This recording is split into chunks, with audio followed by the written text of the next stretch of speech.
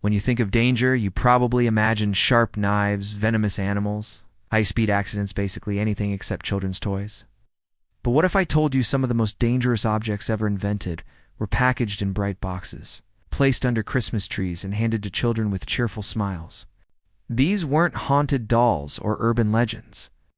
These were real, mass-produced toys that somehow passed through safety regulations, reached the shelves of everyday stores, and ended up in the hands of millions of unsuspecting kids. Some caused broken bones, some led to lawsuits, a few were linked to tragic deaths. This is not just a stroll down memory lane, it's a countdown of horror disguised as fun. Welcome to the top 10 most dangerous toys ever made, and why they were banned. 10. The Gilbert U-238 Atomic Energy Lab lawn darts, or JARTs, were a wildly popular backyard game. From the 1960s through the 1980s, the rules were simple. Toss the large, weighted dart into the air and try to land it inside a plastic ring on the grass. Easy, fun, competitive, until someone got impaled. In post-World War II America, the future was nuclear. Atomic energy was the hot new frontier, and science was considered the key to prosperity. But unlike horseshoes or beanbags, these things could reach alarming speeds and trajectories. When a lawn dart thrown by a friend's older brother landed directly on her head, she died shortly after from the injuries. Her father, David Snow, launched a relentless campaign to get lawn darts banned. He testified before Congress, met with federal regulators, and refused to let his daughter's death be just another statistic. And it worked. All it took was a gust of wind, a bad aim, or a running toddler in the wrong place at the wrong time, and tragedy struck. Retailers were ordered to remove them from shelves, and manufacturers could no longer legally produce them. A softer, safer plastic version was eventually released, but it never regained popularity, and for good reason. The original design had already left a legacy of pain. Hospitals across the United States began reporting horrific injuries, eye trauma, skull fractures, puncture wounds. Warnings were issued, guidelines were revised, but none of it was enough until someone died. Even after the ban, thousands of sets remained in garages, basements, and family game closets. If you ever come across one of these relics, remember, it's not a game. It's a weapon disguised as outdoor fun. And it never belonged anywhere near a child. By the early 1980s, over 6,100 emergency room visits had been linked to lawn darts. So naturally, someone decided it was a great idea to let kids play with radioactive elements.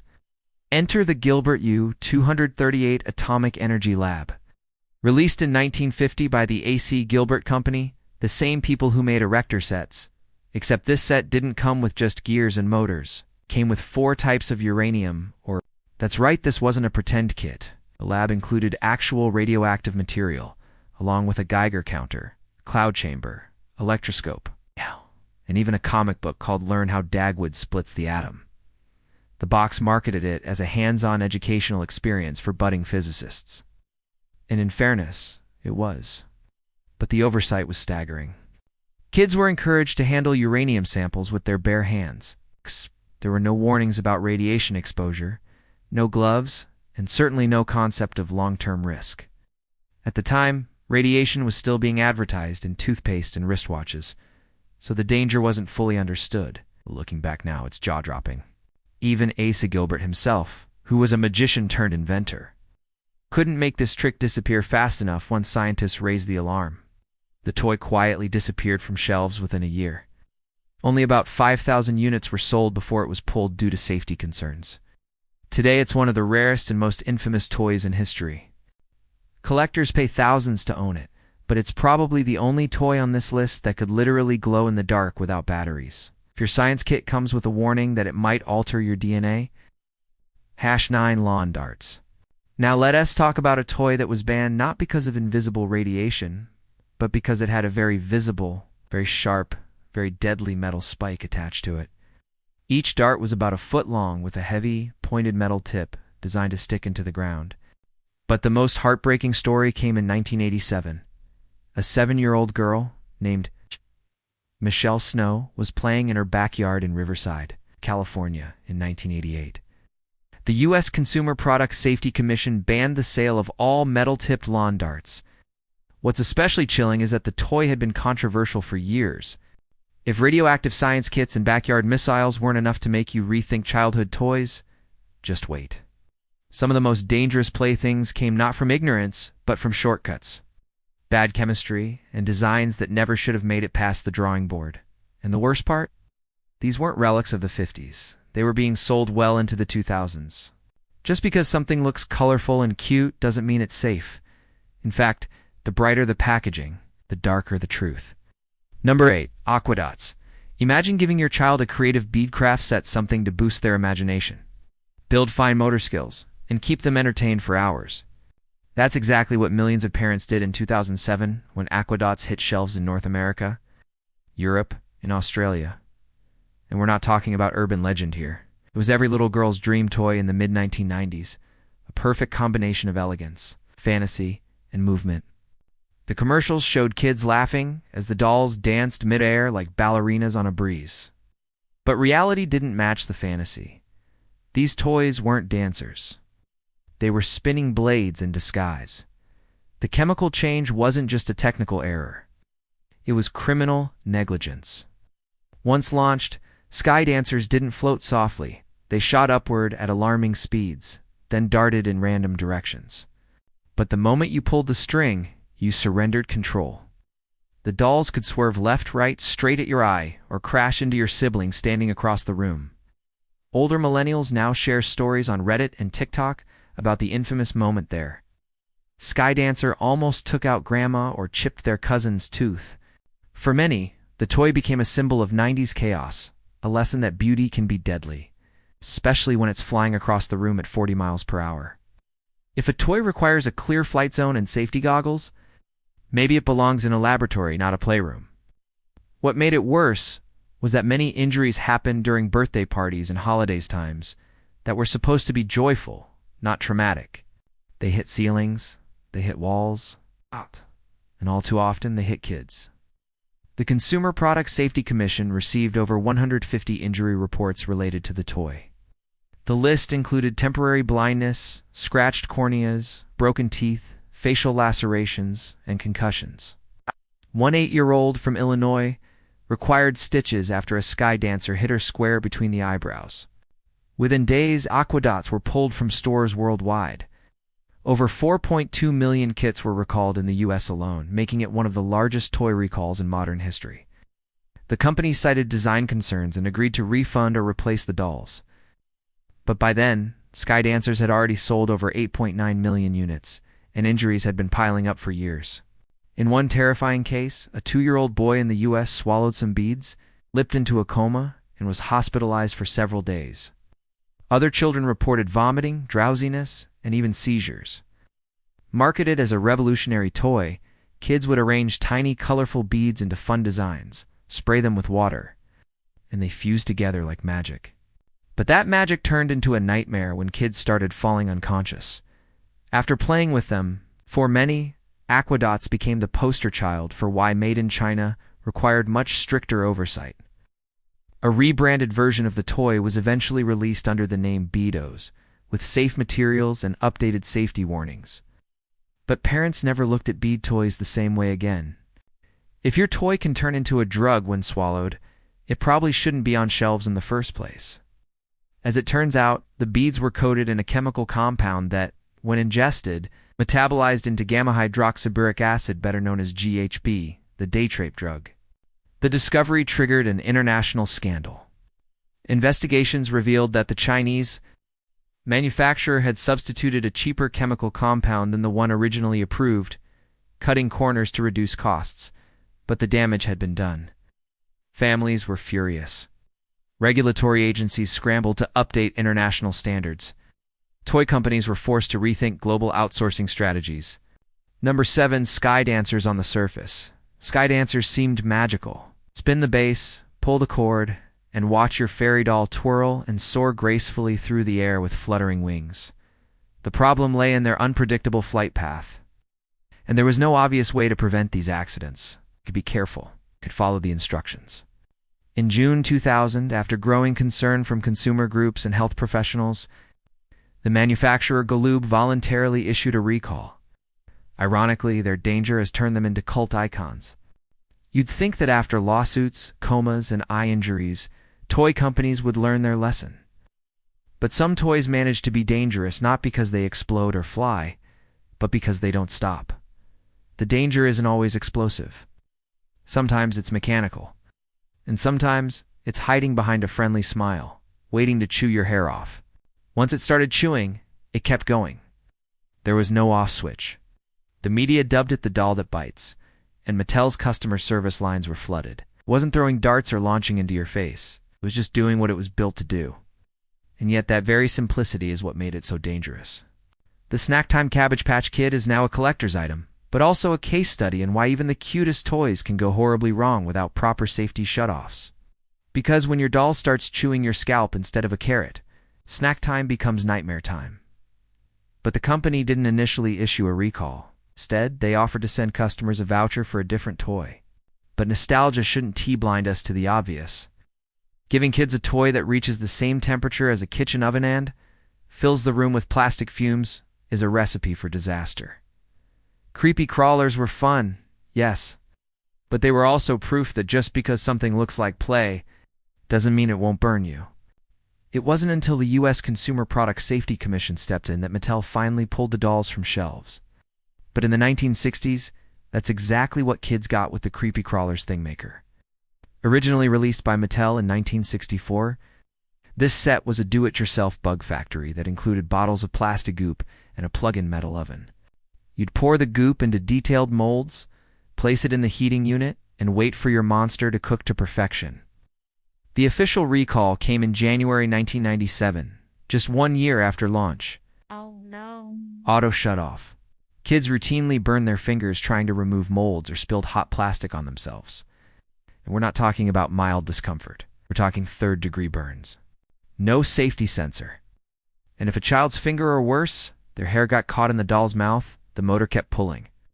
Children were exposed to fumes, some of which were later found to be toxic. Parents began complaining not just of burns but of nausea and skin irritation after prolonged use. Hospitals started logging emergency visits linked to the Thingmaker, and health experts called for change. Reports started coming in from frantic parents.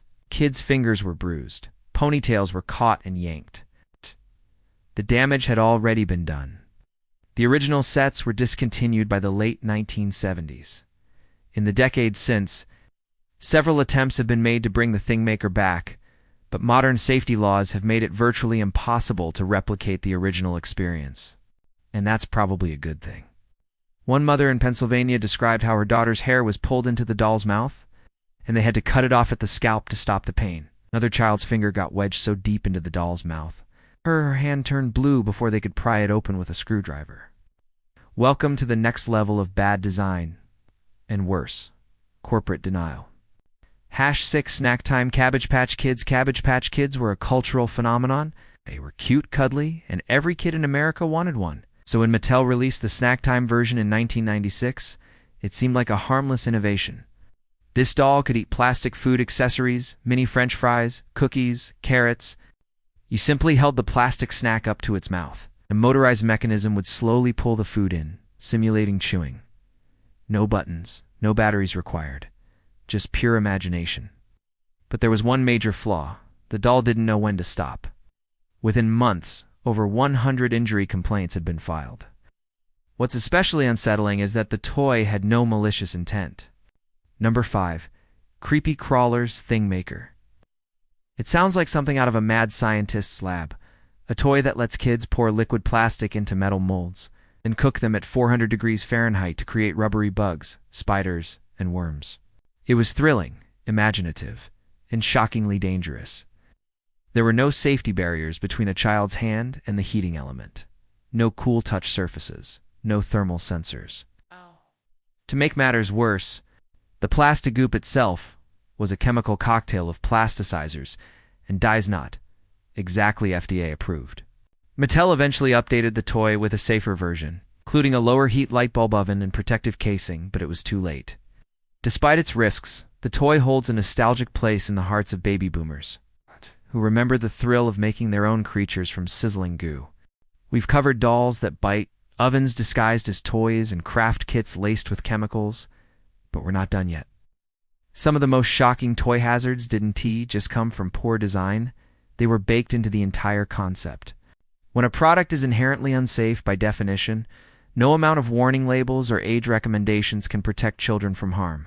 And sometimes, not even adults are safe. Number 4. Battlestar Galactica Colonial Viper. In December 1978, a 4-year-old boy from Georgia was playing with the Viper. He leaned in close, pulled the trigger with the toy pointed at his face, and the missile shot directly into his mouth. He began choking immediately and died shortly after. The autopsy confirmed the toy as the cause. The Colonial Viper was a toy meant to emulate heroic battles in space, but in real life. It turned into a silent missile of tragedy. If your spaceship fires projectiles that can kill a child, maybe it should stay grounded. When the original Battlestar Galactica series aired in the late 1970s, it was a hit among sci-fi-loving kids. Naturally, toy companies wanted to cash in. Specifically, their fingers were getting caught in the oven's front-loading door mechanism while it was still heating.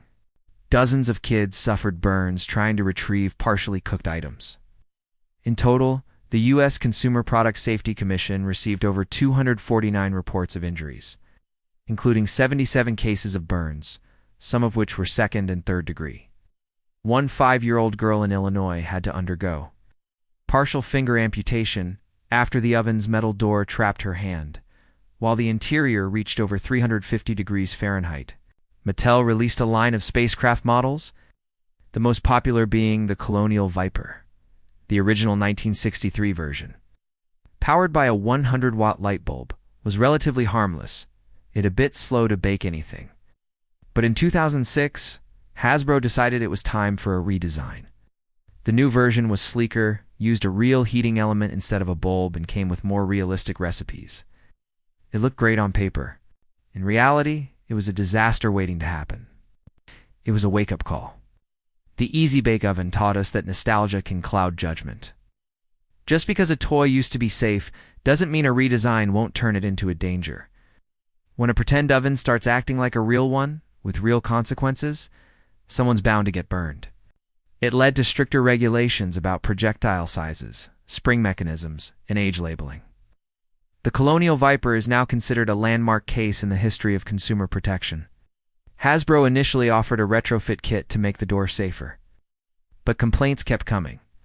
By mid-2007, the company issued a full recall of nearly 1 million units. The Easy Bake name was tarnished. For decades, it had represented wholesome kitchen playtime. Now it was a cautionary tale in thermal engineering gone wrong, and while collectors still trade the original versions, parents who lived through the late 70s remember it as the toy that made the phrase. Choking hazard a household term. It turns out that when you give a child a device that can reach oven-like temperatures, even minor design oversights can lead to major injuries. The 2006 version was eventually pulled permanently. Future models went back to safer light bulb heating or enclosed units with built-in safety locks. It looked like a sleek, futuristic starfighter, and came with a tiny plastic missile you could load into the front and launch with a flick of your finger. Other children had reportedly experienced similar near misses, including one boy who had to have the missile surgically removed from his throat. By early 1979, Mattel issued a voluntary recall, modifying the design so that future missiles were either tethered with string or made non-launchable. Sound fun? It wasn't until it started killing kids. The Viper had a spring-loaded mechanism that launched a small red projectile, but the missile was just the right size to become a choking hazard. The tragedy triggered a nationwide panic, but the damage had already been done. The incident set off a massive shift in toy safety standards. The cruel irony. Number 3, the Easy Bake Oven now, before you panic. Not every Easy Bake Oven is dangerous. Within months of its release, children began reporting injuries. Parents were horrified. The case sparked another round of scrutiny around electric heating toys. This wasn't just a recall. We've seen toys that explode, toys that burn, and toys that quite literally bite back. But the final 2 entries on this list aren't just dangerous. They're shocking examples of how something sold as fun can cross the line into pure recklessness. These aren't design flaws. These are decisions that defy common sense. And the most disturbing part? They were mass-produced. Naturally, toy makers saw a chance to capitalize. The result? The CSI Fingerprint Examination Kit. A science-themed activity set where kids could dust for fingerprints. Just like real forensic experts. It came with brushes, magnifying tools, and fingerprint powder that was applied with tiny puffs and swipes. Sounds harmless, right? Widely sold. And in one case, officially licensed by the government. Number 2, the CSI Fingerprint Examination Kit in the mid-2000s. CSI Crime Scene Investigation was one of the most watched shows on TV. It came in a toy box. It was marketed as a toy.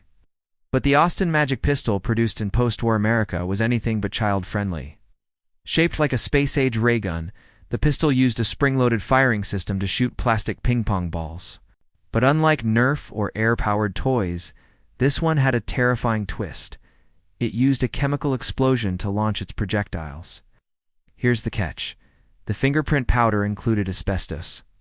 The gas builds up inside the chamber until the pressure is high enough to fire the ball. And what ignites it? A literal spark plug, triggered by a mechanical button. You might want to take a closer look before handing it to a child. The result: fiery mini explosion, right in a child's hand. Yes, asbestos, the microscopic mineral fiber that causes mesothelioma, lung cancer, and other fatal diseases, after even minimal inhalation. The powder was found to contain chrysotile asbestos, the most common and most dangerous form. The reactions were unpredictable. The gun could misfire, the chamber could crack. Kids could and did burn their hands, faces, and eyes. There were cases of serious facial injuries from gas bursts, and one incident involved a child partially losing their hearing. Even parents were getting hurt trying to test the toy before letting their kids try it.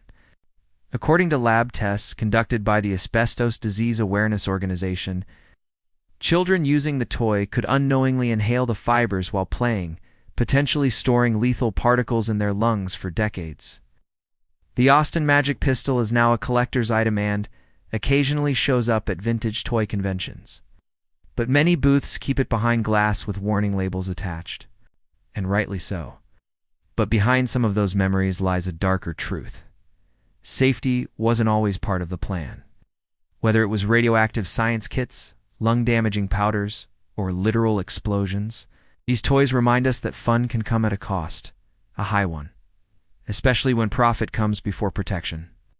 It wasn't a toy. It was a miniature cannon disguised as fun. The manufacturer, Planet Toys, initially denied the claims. But the media storm was swift, because of how many it injured, but because of how clearly it never should have existed in the first place. When your product manual has the same chemical reaction listed in mining explosives, it's no longer a toy. It's a ticking time bomb in a child's hand. Health experts were stunned that asbestos banned in dozens of countries was present in a children's toy in the United States. The Consumer Product Safety Commission launched an investigation. Under mounting pressure, the product was recalled and production was halted.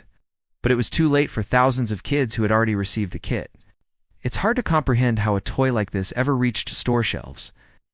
Fingerprint kits are supposed to spark curiosity and imagination, not expose children to carcinogens. The CSI kit wasn't just a toy gone wrong. It was a terrifying example of what happens when marketing outpaces safety. And when something as simple as pretend science turns into real danger. If your play kit contains ingredients that require hazmat suits to clean up, it probably shouldn't be in a child's bedroom. Number 1, the Austin Magic Pistol. It looked like a toy. The gun came with tiny white tablets called magic crystals. These were made of calcium carbide, a highly reactive chemical compound that, when exposed to water, creates acetylene gas. Sound fun? It wasn't. The gun was eventually pulled from most retailers after safety advocates began raising alarms. But not before thousands had been sold across the country. All the toys on this list, this one wins the top spot, not. We often look back on childhood toys with nostalgia, remembering birthday parties, commercials, and playtime with wide-eyed innocence. So the next time you see a vintage toy at a flea market and feel a wave of nostalgia, and now it's your turn.